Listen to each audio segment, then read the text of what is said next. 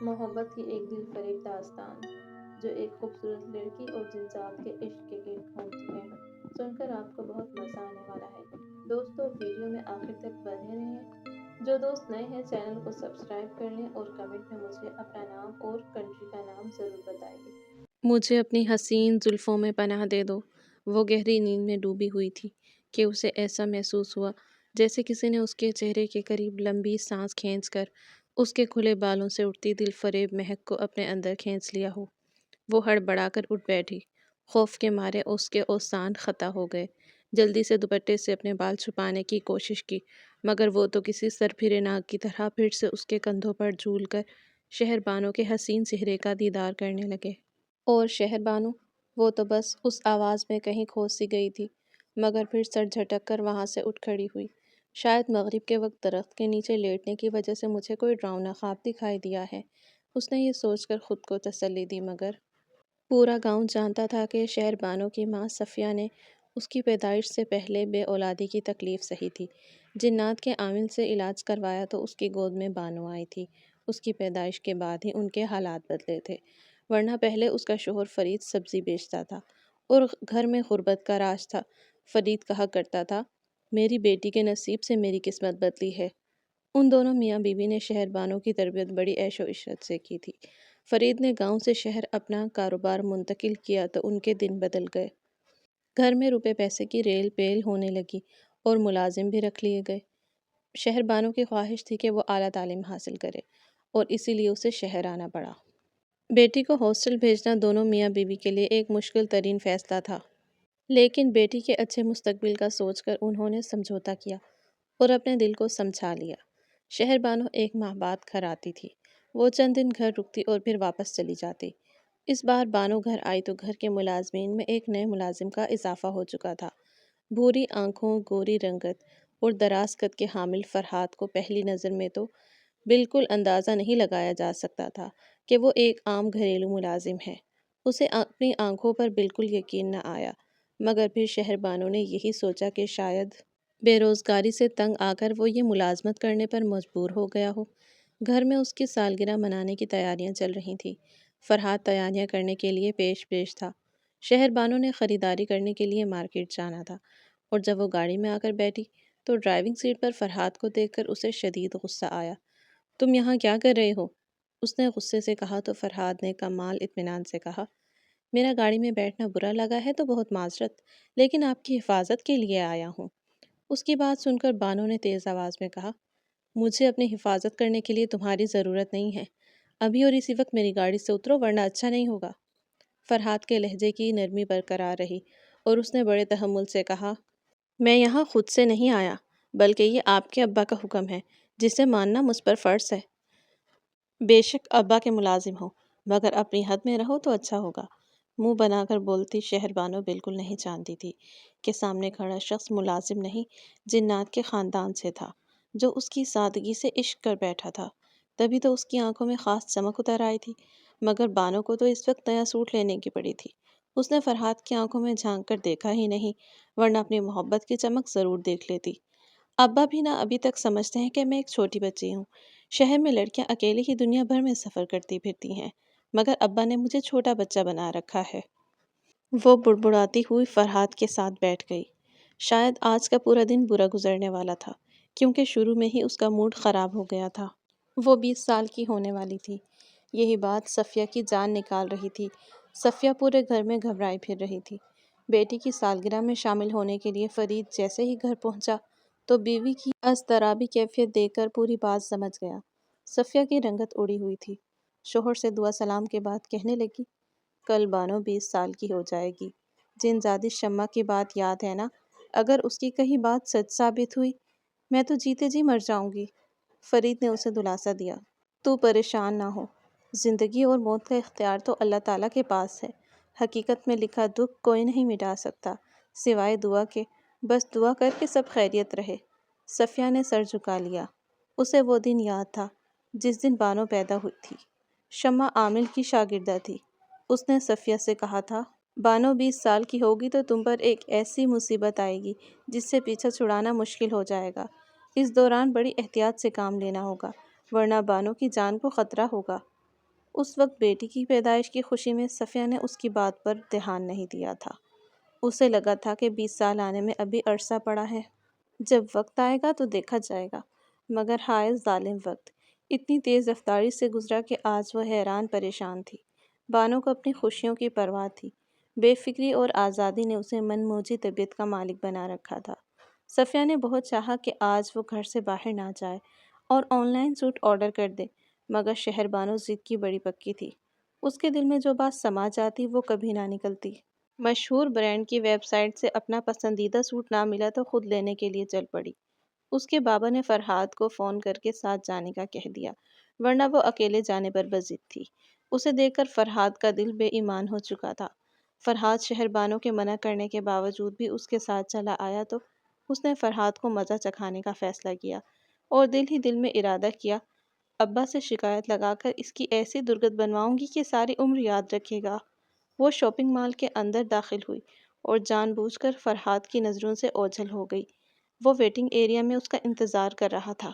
بانو نے جان بوجھ کر دیر کی، پہلے مزے سے شاپنگ کی اور پھر مال کے دوسرے دروازے سے باہر نکل کر ٹیکسی لی اور اپنی ایک دوست کے فلیٹ پر پہنچ گئی۔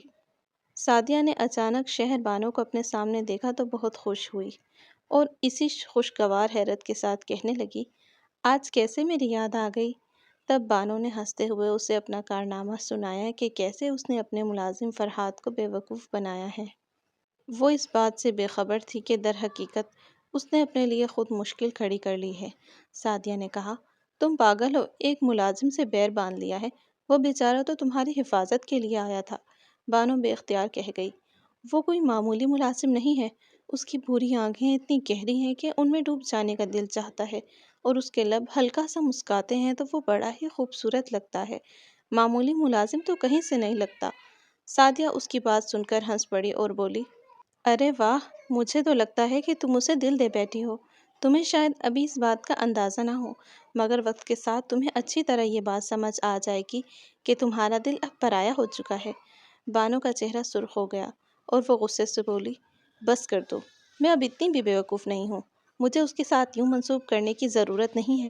میں ہی پاگل ہوں جو تم سے اپنے دل کی بات کر رہی ہوں۔ مجھے کیا مصیبت پڑی ہے ایک معمولی ملازم کو دل دینے کی؟ ہوں۔ کچھ دیر بعد اس نے گھر جانے کا ارادہ کیا، مگر اس سے پہلے کہ وہ یہاں سے نکلتی، موسم اچانک بدلا اور تیز بارش برسنے لگی۔ وہ ایک دم گھبرا گئی۔ اسے اب اپنی غلطی کا احساس ہو گیا۔ مجھے یہاں نہیں آنا چاہیے تھا، وہ رونے کو تھی۔ سعدیہ اسے تسلی دے رہی تھی، فکر مت کرو، بارش رکنے کے بعد چلی جانا۔ راستے میں پریشان ہونے سے بہتر ہے کہ تم یہاں میرے گھر پر موجود رہو۔ مگر مسئلہ اماں ابا کا ہے، وہ پریشان ہو جائیں گے۔ وہ بار بار گھر کا نمبر ملا رہی تھی، مگر موسم خراب ہونے کی وجہ سے سگنلز کا مسئلہ پیدا ہو رہا تھا۔ گاؤں میں رابطہ کرنا بڑا دشوار ہو جاتا تھا اور اب تو موسم بھی خراب تھا۔ رات کو 11 بجے بارش رکی تو بانو گھر جانے کے لیے اٹھ کھڑی ہوئی، مگر سعدیہ نے اسے ایک بار پھر روک لیا۔ میرے گھر موجود ہونے کی وجہ سے تم میری ذمہ داری ہو۔ رات کے وقت نکلنا خطرے سے خالی نہیں ہے۔ یہاں سے 5 منٹ کی دوری پر قبرستان ہے، وہاں جنات کا سایہ ہے۔ کتنی ہی بار… اس سے پہلے کہ اس کی بات مکمل ہوتی، بانو ہاتھ بلند کرتے ہوئے کہنے لگی، بس کر دو، مجھے مت جاؤ، میں نے جلدی گھر پہنچنا ہے، کل میری سالگرہ ہے، آخر میں 20 برس کی ہو جاؤں گی، اب کوئی چھوٹی بچی نہیں ہوں کہ بھوت پریت سے ڈر جاؤں۔ یہ کہہ کر وہ کندھے پر بیگ ڈالتی ہوئی گھر سے نکل کھڑی ہوئی۔ پیچھے سعدیہ اس کی سلامتی کی دعا کرتی رہ گئی۔ بارش ہونے کے بعد موسم خاصا خوشگوار اور ٹھنڈا ہو چکا تھا۔ 2 گھنٹے کی ڈرائیو پر گاؤں تھا۔ گاڑی فرحاد کے پاس تھی، سو بانو کسی ٹیکسی کے انتظار میں سڑک پر کھڑی ادھر ادھر نظریں دوڑانے لگی۔ خاصی دیر تک کوئی ٹیکسی آتی دکھائی دی تو وہ پیدل ہی آگے بڑھنے لگی کہ کھڑے ہو کر وقت ضائع نہیں کرنا چاہتی تھی۔ اس بارش کے موسم میں بیچارہ ابا کا ملازم مجھے تلاش کرتا ہوا نہ جانے کہاں مارا مارا پھر رہا ہوگا۔ اگر اس کا فون نمبر ہوتا تو اسے فون کر کے اپنے بارے میں بتا ہی دیتی، مگر جو ہوا بڑا ہی اچھا ہوا۔ زبردستی میری حفاظت کرنے چلے تھے محترم، اس کے ساتھ ایسا ہی ہونا چاہیے تھا۔ وہ اپنی سوچوں میں ڈوبی ہوئی آگے بڑھتی جا رہی تھی کہ اس کے قریب ٹائر چرچرائے۔ اس نے چونک کر سر اٹھایا تو رومال سے اپنا چہرہ اور سر چھپائے وہ کوئی اجنبی تھا۔ کم عقل بانو کو یہ لگا کہ وہ اجنبی شخص بدلتے ہوئے ٹھنڈے موسم کی وجہ سے اپنے گرد رومال لپیٹے گاڑی چلا رہا ہے۔ اس نے یہ نہیں سوچا کہ جو شخص اپنی شناخت چھپاتے ہوئے اسے لفٹ دے رہا ہے وہ اس کے لیے کوئی مصیبت بھی کھڑی کر سکتا ہے، مگر اس وقت تو اسے بس گھر پہنچنے کی جلدی تھی۔ وہ جلدی سے فرنٹ ڈور کھول کر اندر بیٹھ گئی۔ اس موسم میں میری مدد کرنے کا شکریہ اے اجنبی شخص، اب تم اپنی مرضی کی رقم طلب کرو، میں ادا کرنے کے لیے تیار ہوں۔ ویسے تم یہاں؟ بانو نے بات کرتے ہوئے سر اٹھا کر دیکھا تو سامنے موجود عجیب و غریب مخلوق کو دیکھ کر اس کی روح کانپ گئی۔ ایک دم بانو کی آنکھیں ابل پڑیں۔ وہ شکل اتنی بھیانک تھی کہ خوف کے مارے اسے لمحہ بھر میں یقین ہو گیا کہ یہی اس کا آخری وقت ہے۔ وہ کلمہ پڑھنا چاہتی تھی مگر اس وقت اس کا دماغ مکمل طور پر خالی تھا۔ آج تجھے تیری قبر تک لے جاؤں گی، چلنے کو تیار ہے نا؟ سرخ لہو برساتی آنکھوں، لمبے گھنگریالے بالوں اور سیاہ رنگت والی اس بلائے ناگہانی نے بھاری آواز میں کہا۔ ساتھ ہی اس نے اپنا بھاری ہاتھ بانو کی کمر پر پھیرا۔ مجھے چھوڑ دو، خدا کے لیے مجھے چھوڑ دو، میں نے کچھ غلط نہیں کیا۔ بانو چلتی گاڑی سے اترنا چاہتی تھی مگر ڈور اس وقت جیسے فولاد کا بن چکا تھا۔ اس نے لاکھ کوشش کی مگر ناکام رہی، وہ نہیں کھلا۔ ساتھ بیٹھی بلا نے اپنے لمبے نوکیلے ناخن بانو کے گردن میں اتارنے کے لیے جیسے ہی اس کی جانب بڑھائے، ایک مردانہ ہاتھ کھڑکی سے اندر داخل ہوا اور اس بھیانک فتنے کی کلائی سختی سے اپنی مضبوط گرفت میں جکڑ لی۔ ہا ہا ہا، آ گئے تم؟ اس کو تکلیف پہنچی تو تم میرے پاس آ گئے، میرا مقصد پورا ہو گیا، آ جاؤ نا، میرے پاس آ جاؤ۔ بانو نے ڈرائیونگ سیٹ پر بیٹھی بھیانک فتنے کا ہاتھ تھامنے والے کا چہرہ دیکھ لیا تھا۔ ایک پرسکون سانس خارج کر کے وہ کچھ مطمئن ہوئی۔ وہ شخص کوئی اور نہیں بلکہ فرہاد تھا۔ اس کے چہرے پر پریشانی بھرے تاثرات تھے۔ وہ کچھ پڑھ کر فتنے پر دم کر رہا تھا۔ اچانک گاڑی کا دروازہ کھل گیا۔ وہ لمحہ ضائع کیے بغیر گاڑی سے اتری۔ بے احتیاطی کی وجہ سے اس کا پاؤں مڑ گیا، اس سے چلنا محال ہو گیا۔ وہ وہیں زمین پر آلتی پالتی مار کر بیٹھ گئی۔ دیکھ لیا نا اپنی فنکاریوں کا نتیجہ؟ فرہاد نے غصے سے کہتے ہوئے اس کی جانب ہاتھ بڑھا کر اسے اٹھانا چاہا۔ وہ اپنی غلطی تسلیم کرنے کے بجائے سوچ رہی تھی کہ کیا ہی اچھا ہو کہ اسے سخت سست سنا سکے، مگر خود کو کچھ کہنے سے باز رکھا۔ پورا راستہ خاموشی سے گزرا۔ گھر پہنچ کر فرہاد نے یہی کہا کہ موسم کی تبدیلی کی وجہ سے انہیں دیر ہوئی ہے۔ وہ دل میں کچھ شرمندہ تھی مگر چہرے سے ندامت ظاہر نہ کی۔ صفیہ اور فرید نے بیٹی کو دیکھ کر خدا کا شکر ادا کیا تھا۔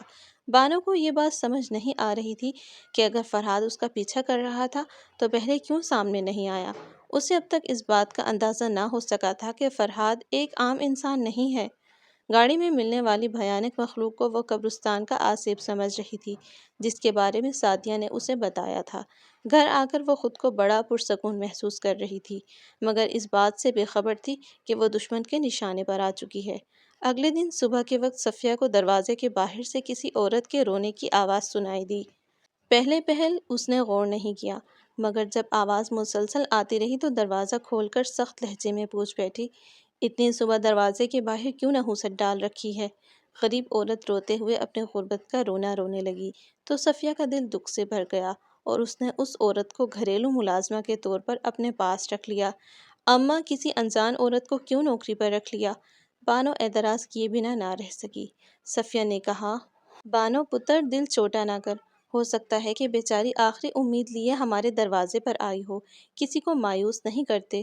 اس عورت کا نام فرح تھا اور زیادہ تر بانو کے آس پاس منڈلاتی رہتی تھی۔ سالگرہ کی تقریب میں تمام وقت وہ بانو کے ساتھ اس طرح کھڑی رہی جیسے بانو کی بہت قریبی دوست ہو۔ وہ اپنے ہاتھ سے بانو کو کیک کھلانے کے لیے آگے بڑھی تو فرہاد نے اسے آواز دے کر کسی کام سے باہر بھیج دیا۔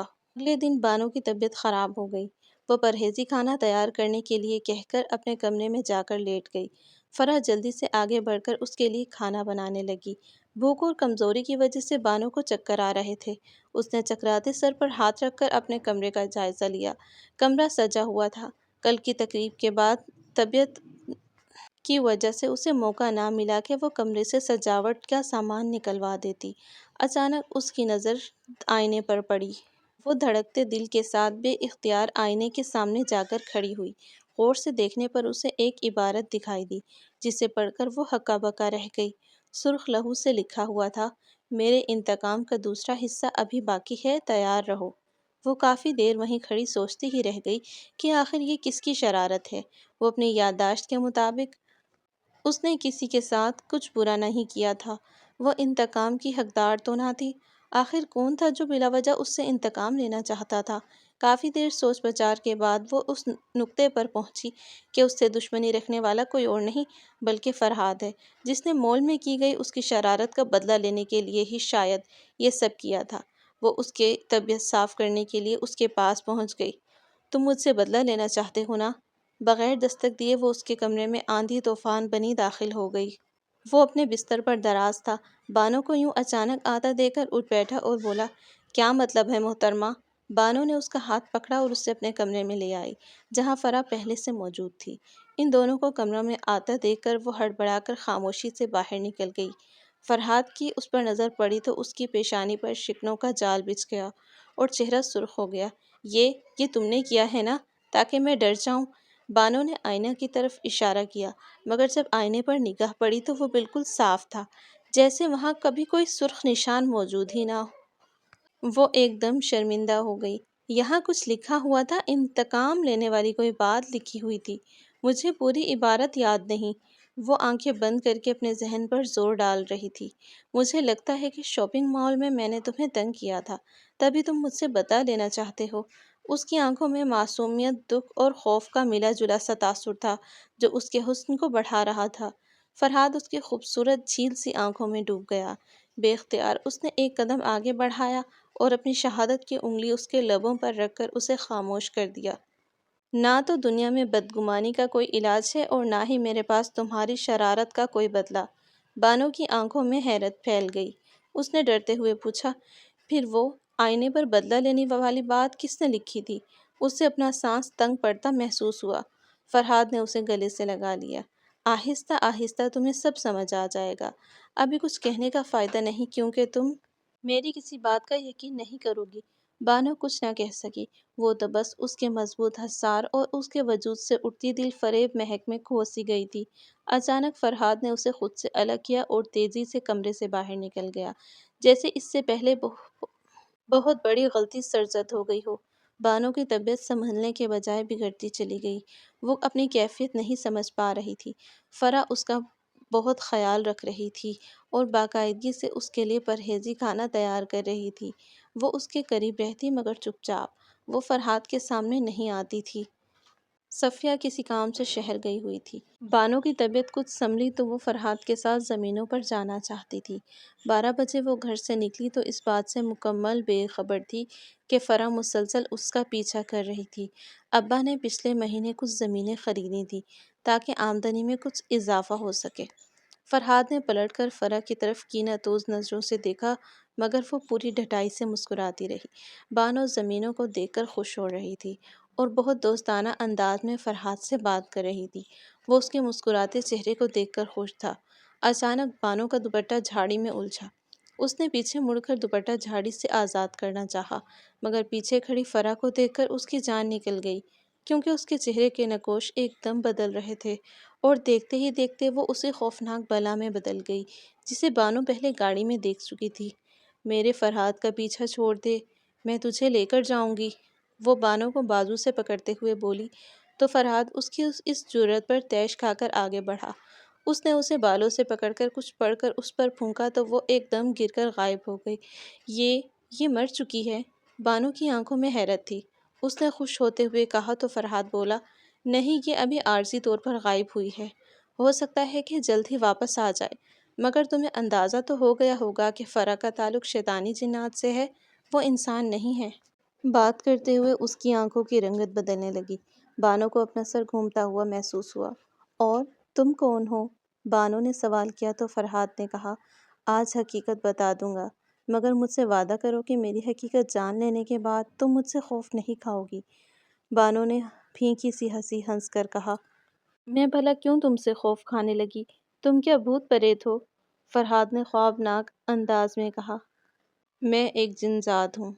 ہمارا قبیلہ نیک اور انسان دوست تھا۔ ہمیں انسانوں کی مدد کر کے سکون حاصل ہوتا تھا۔